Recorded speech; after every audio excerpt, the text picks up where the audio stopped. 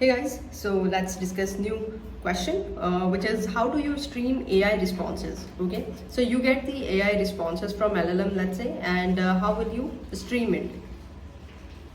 So streaming means showing AI responses token by token.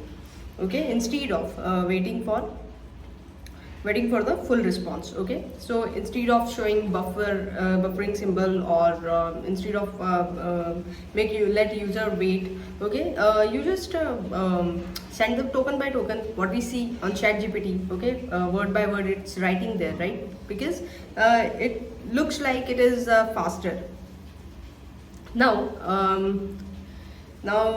So for example, instead of waiting for 10 seconds, vector database store embeddings for semantic search. Instead of sending this complete response, you can do one thing. So what user will see, vector database store, one word, okay, each time. This makes AI feels faster, interactive and real time.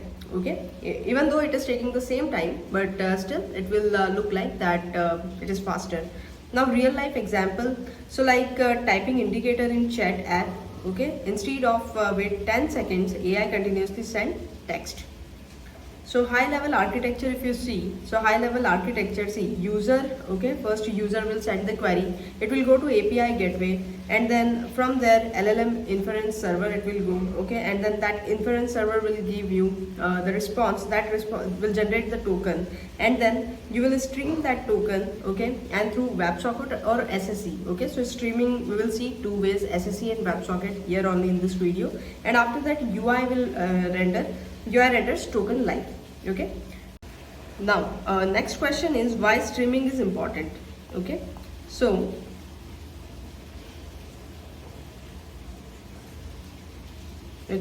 why streaming is important? Without streaming, user waits a long time and feels slow, like he's waiting for 10 seconds, let's say, so it will feel slow, right? But with streaming, perceived latency much lower. Okay, perceived latency, like you're seeing latency, but it is much lower, even though if total generation time is same.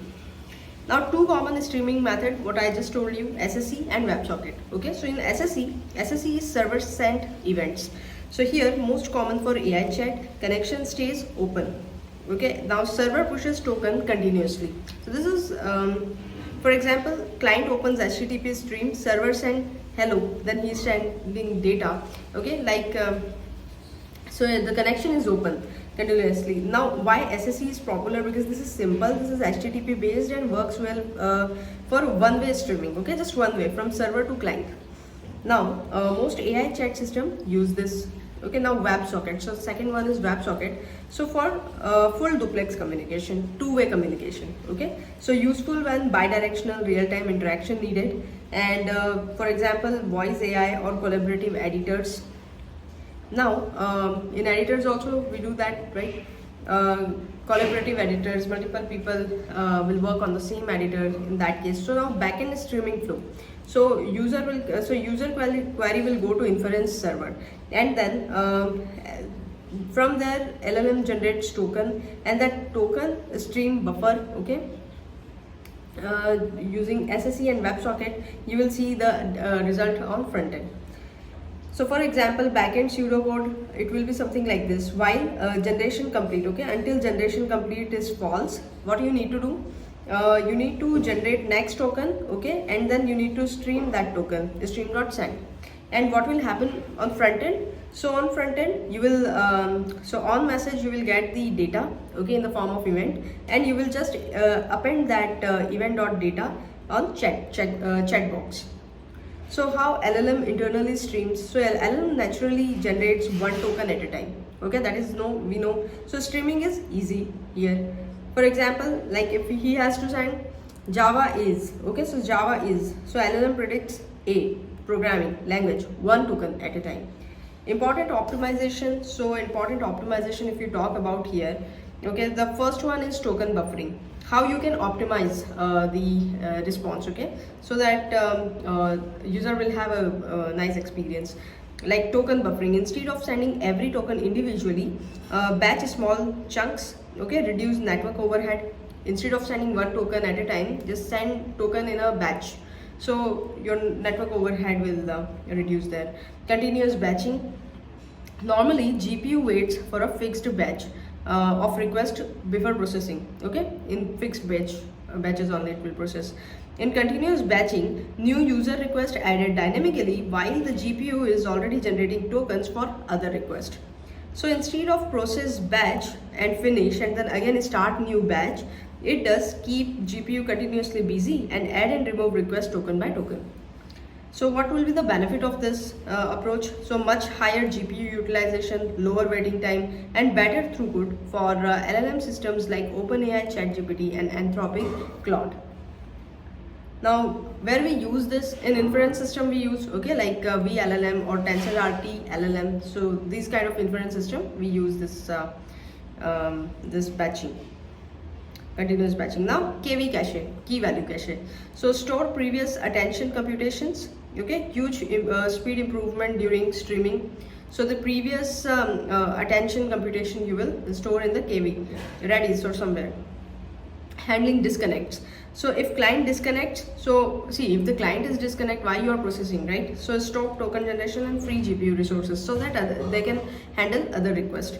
Important for scalability. Now scaling streaming system, you have to scale your system for the for the large sets of user. So what you will do, first thing is stateless API servers. Okay, scale horizontally. So the session thing you will store in global cache. Okay, so in that case you can scale your server horizontally. Okay, you can add multiple servers, you can reduce servers. Load balancer, so distributes connections. Okay, on multiple servers. GPU worker pool, what is that? Multiple inference workers generate streams. Okay, now multiple inference server will, so here you will have a multiple workers. Now then async event loop, so use Netty or Node.js async input output or reactive framework for large concurrent streamings. Now if you see the example here, see user will send the query to load balancer. Now from here it will go to streaming APIs. Okay, and from streaming APIs it will go to GPU workers. So you can have multiple workers here. Now what will be the challenges here? Okay, so let's say if you have a problem of high latency, so what you can do, you just stream it. Okay, streaming is the solution. One by one send the token, don't send entire answer at once. GPU overload, so send response in batching, so it will reduce your network overhead. Then too many connections, so async input output you can use. Then slow client, so you can use backpressure. Now what is slow client and backpressure? We'll see. So slow client means client or users that consumes response slowly. Okay, example, LLM generate 100 tokens per second, but user network or app receives 20 tokens per second. So what will be the problem here? Server buffers data in memory, connection stays open longer, and then resources get wasted. Correct? Because server has already generate 100 tokens, and now he has to wait until client doesn't consume all the message. Backpressure. Second one is backpressure. What is backpressure? A mechanism to slow down producers when consumer cannot handle the speed. So we'll say producer and slow down. In inference system, if client or network is slow, server reduces sending rate or buffers carefully. Okay, preventing overload or crashes. For example, Kafka consumer slow, so Kafka applies backpressure. Now without backpressure, memory explosion. Okay, how much data you will store in a memory, so and then queue buildup and then system instability. Now advanced streaming features, if you talk about here, so advanced streaming feature, what advanced feature you can add here? The first one is typing indicator. Second one is markdown streaming, means render formatted output progressively. Okay, multi-modal streaming means you can support text, you can support voices, you can support images. Now interruptible generation, so user can stop generation midway. Now real-time technology is used. If you talk about what technologies you will use, so for streaming protocol layer I will be using SSE or WebSockets. Okay, for backend I will be using Spring Webflux or Node.js. For inference I will be using vLLM. Okay, that is the inference model. For queue I will be using Kafka, and for load balancer I will be using Nginx. Now example end-to-end, if you talk about here, so very simple. Okay, user prompt, user will question. Okay, and then that prompt will come to LLM and then it will start generation. Okay, LLM starts generation, token will get generated, and then token is streamed via SSE, and then frontend appends text live. So that's it. Thank you.